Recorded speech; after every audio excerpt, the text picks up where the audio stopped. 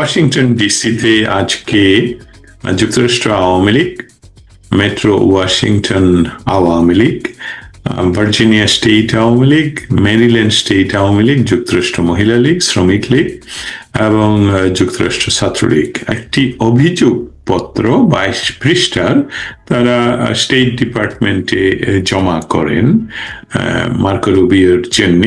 Marco রুবিওর পক্ষ থেকে কেউ একজন, যেটা আমার ভিডিওতে আমি তখন হয়তো অনুপস্থিত ছিলাম, যে তারা হস্তান্তর করেন। তাদের স্লোগানগুলোর মধ্যে ছিল ডক্টর ইউনূসের যে এই, কারণ আপনি শুরুতেই যে কথাগুলো বলছিলেন যে বাংলাদেশের ঘটনা এত দ্রুত পরিবর্তন অর্থাৎ ভালোর দিকে নয়, যে দিন দিন যে একজন মুমূর্ষু রোগী যেমন আরো বেশি মুমূর্ষু হয়ে পড়ে, সেই রকম বাংলাদেশের অবস্থা প্রতিদিনই এরকম ভাবেই খারাপের দিকে যায় বলে আমরা আসলে কোনটা দিয়ে শুরু করব, কোনটার জন্য কাজ করব, কিসের জন্য কাজ করছি, কোনটা বাধা দিব, কোন বিষয়টা নিউজ করব, কোন বিষয়টা, এসবগুলো হাজার হাজার আনলিমিটেড। বাংলাদেশের আনাচে কানাচে প্রায় সমস্ত জায়গা থেকেই আমরা, যেহেতু ইতিমধ্যে বাংলাদেশের গণমাধ্যম যেহেতু আমাদের বাংলাদেশের সঠিক চিত্র তুলে ধরে না, তাই বাংলাদেশের not only Dhaka, not only Chittagong, not only Sylhet, বাংলাদেশের আনাচে কানাচের বহু জায়গা থেকে আমাদেরকে ভিডিও এবং ফটোগ্রাফি পাঠানো হয়, যেসবগুলো অ্যাট্রোসিটি, যেসবগুলো কোনো ধরনের সংবাদ বাংলাদেশেও আসে না। এখন আমাদের লোকবলের অভাবের কারণেও কিন্তু আমরা এটা সবসময় সব প্রচার করতে পারি না। তবে আর্কাইভ করা হচ্ছে। আজকের যে ডেমনস্ট্রেশন ছিল, এই ডেমনস্ট্রেশনটা আসলে বাংলাদেশের ডক্টর ইউনূসের 12 মাসের আমি বলবো যে যে বাংলাদেশে একটি সাধারণ নির্বাচনের মাধ্যমে নির্বাচিত ক্ষমতাসীন একটি সরকারকে ডক্টর ইউনূসের কথা মেটিকুলাসলি ডিজাইন করে তাদের যে প্রতিশ্রুতি, মিথ্যা প্রতিশ্রুতি আমি বলবো, প্রতিশ্রুতি দিয়েছিল বাংলাদেশের মানুষকে, তার কোনো কিছুই পালন করেননি। তার চেয়ে তারা টার্গেট করে প্রো বাংলাদেশ, শুধু আওয়ামী লীগ নয়, 71-এর পক্ষের, বাংলাদেশের পক্ষের, স্বাধীনতার পক্ষের সকল মানুষ এবং স্মৃতিস্তম্ভ সহ সকল কিছুকে তারা গুড়িয়ে দিচ্ছেন। এটা একটা বিষয়। আরেকটা বিষয় ছিল 16ই জুলাই, যেটা গোপালগঞ্জকে মার্চ টু গোপালগঞ্জ, একটি নতুন রাজনৈতিক সংগঠন যেটা বলছে তারা পদযাত্রা করছে দেশব্যাপী তাদের সরকারি পৃষ্ঠপোষকতায় এবং আর্মির সাজোয়াজান সামনে পিছনে নিয়ে। সেই দল সারা দেশে পদযাত্রা বা পথ মেলা, আই ডোন্ট নো, আমি যেহেতু ওই বিষয়গুলো তেমন মাথায় নিতে চাই না, সেটাকে তারা পরিবর্তন করে বলল মার্চ টু গোপালগঞ্জ। এই বিষয়টাও আজকের একটা মৌলিক বিষয় ছিল এই প্রতিবাদ সভার। কিন্তু আমি যেটা এখানে মেনশন করতে চাই, মিলিটেন্টরা কিছু শব্দ প্রয়োগ করে, ইউজ করে এটা বোঝানোর জন্য যে কি ধরনের কাজ হবে।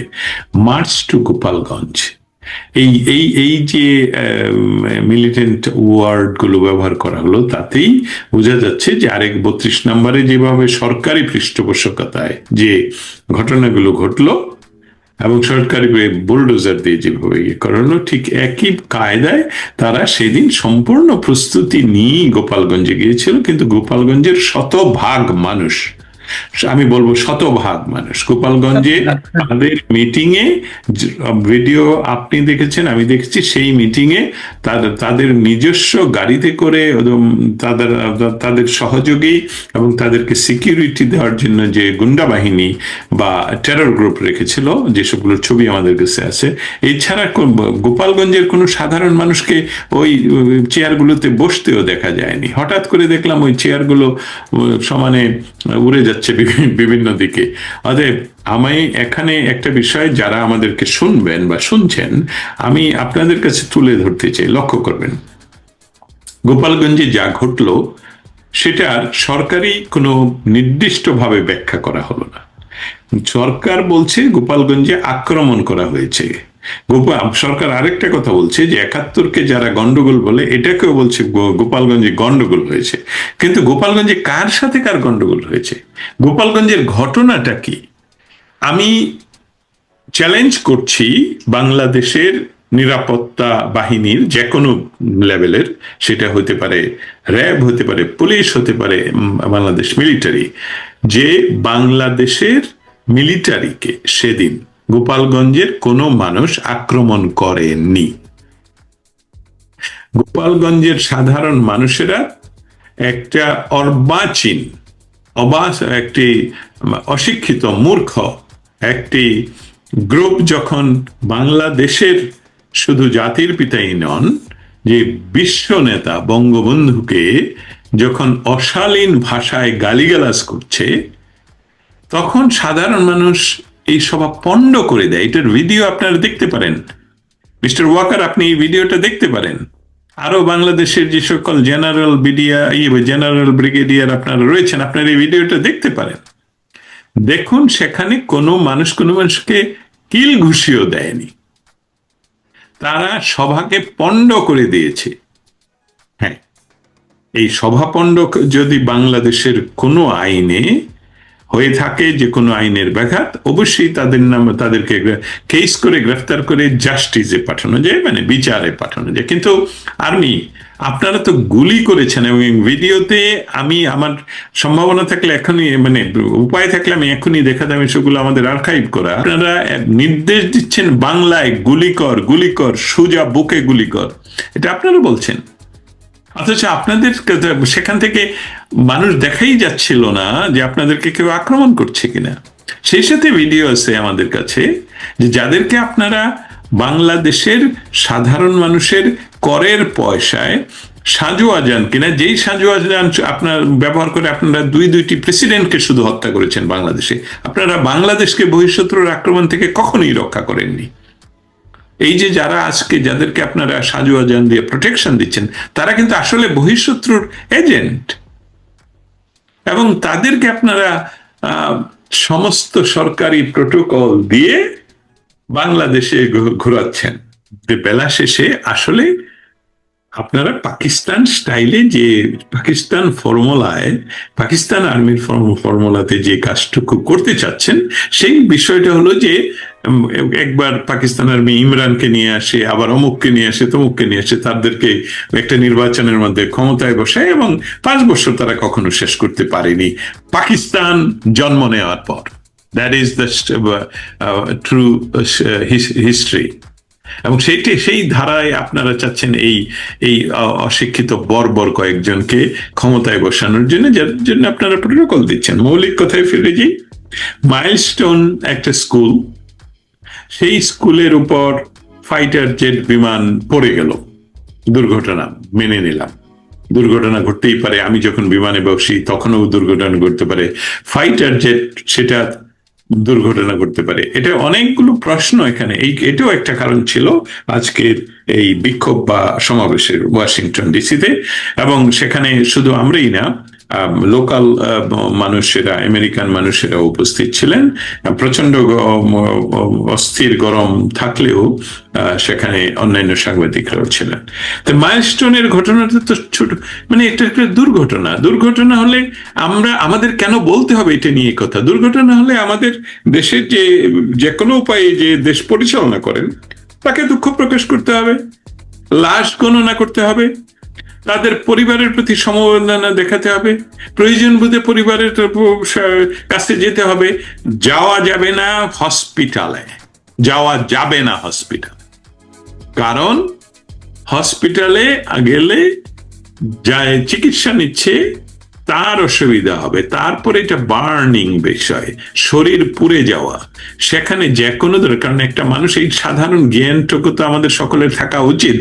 বায়োলজিস্ট হতে হবে না, আপনাদের বায়োলজিস্ট হতেই হবে না যে আমরা সারাদিন কোটি কোটি ভাইরাস ব্যাকটেরিয়া আমরা বহন করি।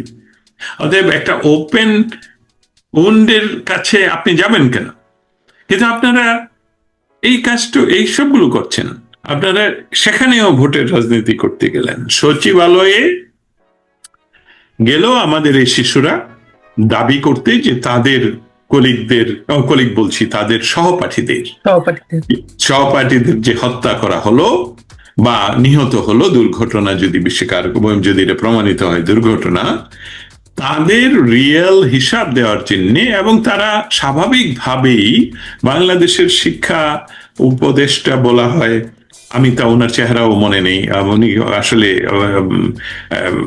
কি বলবো কিভাবে উনি উনি হচ্ছেন প্রফেসর ইউনূসের 30 বছরের সহকর্মী, সেজন্য এটা উপহার স্বরূপ মনে হয় দিয়েছেন, কারণ উনি না জানেন না কিছু। নূরজাহান বেগম। আচ্ছা, ডক্টর ইউনূস বাংলাদেশকে ওনার নিজের একটা প্রতিষ্ঠান হিসাবে ব্যবহার করছেন। তো সেখানে এই শিশুদের উপর আবার গুলি চালানো হলো, আই রিপিট ইট, আবার গুলি চালানো হলো, কমপক্ষে একজন শিশু হত্যা করা হলো সেখানে। তাদের উপর যে পুলিশি অত্যাচার এবং মিলিটারি অত্যাচার সেদিন হলো, সেটারও কিন্তু ভিডিও ভাইরাল হলো, যেসবগুলো বাংলাদেশের কোনো গণমাধ্যম প্রকাশ করেনি। কিন্তু এই মুহূর্তে পৃথিবীর যোগাযোগ মাধ্যমে আপনারা তো এটা বন্ধ করতে পারবেন না, পৃথিবী এটা ছড়িয়ে গেছে। এই ছিল আমাদের ওয়াশিংটন ডিসির বিষয়। আর বিষয়টা হলো যে আমরা জানি ছোটবেলা থেকেই, এটা আমাদের স্কুল কলেজগুলোতে প্রায় যোগ করে বলা হতো যে কারো সর্বাঙ্গে ঘা, মলম দিবেন কোথায়, ওষুধ দিবেন কোথায়। তাতে আমরা যখন একটা কথা নিয়ে শুরু করি, আমরা আসলে এতগুলো বিষয় বাংলাদেশে পরপর ঘটে যে আমরা আসলে কোনো বিষয়টাই একটি বিষয়কে তুলনা করতে পারি না। ঠিক বলছেন দস্তগীর ভাই। আমার কাছে মনে হয় কি, বাংলাদেশের বিষয়টা ঠিক আমরা যেন রোলার কোস্টার চড়ছি। রোলার কোস্টার একবার একটা কার্ভ নামার পরে মনে হয় কি এই বুঝিস আমি নেমে যাই, বাবা আরো হইছে, আর লাগবে না। তো বাংলাদেশে প্রতিনিয়ত এমন সব ঘটনা ঘটছে গত 11 মাসে, যেটার সাথে বাঙালি জাতি আসলে পরিচিতই ছিলাম না আমরা। হ্যাঁ, তো এটা একটা ভয়াবহ বিষয়। তো জানি না কি হবে। আপনি বোধহয় এখনো শুনে থাকেন এই যে এনসিপি, যে অনিবন্ধিত যে সরকারি যে দলটা, ওরা নেত্রকোনা যাবে। তো কয়েকটা স্কুলে তাদের স্কুল ছুটি দিয়ে দেওয়া হয়েছে, তাদের থাকা, তাদের নিরাপত্তা সমস্ত কিছুর জন্য স্কুলই বন্ধ করে দিছে। স্কুল এখন বাচ্চারা স্কুলে যাবে না, ওনারা এই যে ডক্টর ইউনূসের এই যে ছেলে পেলেরা যাবে। আসলে কি বলবো বলেন। তো এই যে গতকালকে আবার এই যে সাবেক যে প্রধান বিচারপতি ABM খায়রুল হক, একজন মুক্তিযোদ্ধা, ওনাকে গ্রেফতার করা হলো। তারপরে আবার শুনতে পেলাম ওনার জন্য কোনো আইনজীবী নিয়োগ করা যাচ্ছে না। এই যে আমার প্রশ্নটা দস্তগীর ভাই, এই যে প্রতিনিয়ত যে মানবাধিকার লঙ্ঘিত হচ্ছে, প্রতিনিয়ত যে একটা মানে বেসিক রাইটস বাংলাদেশের মানুষের, যে একটা মানুষ অপরাধ করলে তার বিচার হবে, বিচারিক প্রক্রিয়া হবে, তার জন্য একটা আইনজীবী যাবে, নিয়োগ করা হবে, এটার একটা প্রসেস আছে না? এই যে একটা মানবাধিকার লঙ্ঘন হচ্ছে, সেটা কি আপনি তো ইউএস একটা গুরুত্বপূর্ণ জায়গায় কাজ করেন, সো ওইখানে কি আসলে আমরা অ্যাড্রেস করতে পারছি? আমি এখানে অ্যাড্রেস করার বিষয়টার চেয়ে অন্য একটি বিষয় নিয়ে আলাপ করা খুব জরুরি। অ্যাড্রেসিং বিষয়টা আমরা পরবর্তীতে তুলে ধরতে পারবো। খায়রুল হক বাংলাদেশের এককালীন প্রধান বিচারপতি, আপনি বলছেন যে, বা আমরা সামাজিক মাধ্যম থেকে জানি যে ওনার জন্য কোনো পাওয়া যায়নি, আইনজীবী পাওয়া যায়নি, এসবগুলো টুকরো টুকরো সংবাদ। কিন্তু আমাদের যেটা নিয়ে আলাপ করতে হবে যে বিচার বিভাগ, আইন বিভাগ এবং প্রশাসনিক বিভাগ, এক্সিকিউটিভ, এই বিষয়গুলো একটা রাষ্ট্রের আলাদা আলাদা এবং তারা ইন্ডিপেন্ডেন্টলি কাজ করে। বিচার বিভাগের উপরে কেউ নেই, আবার আইন বিভাগের উপরেও কেউ নেই, প্রত্যেকে আলাদা আলাদা, রাষ্ট্র এইভাবে চলবে।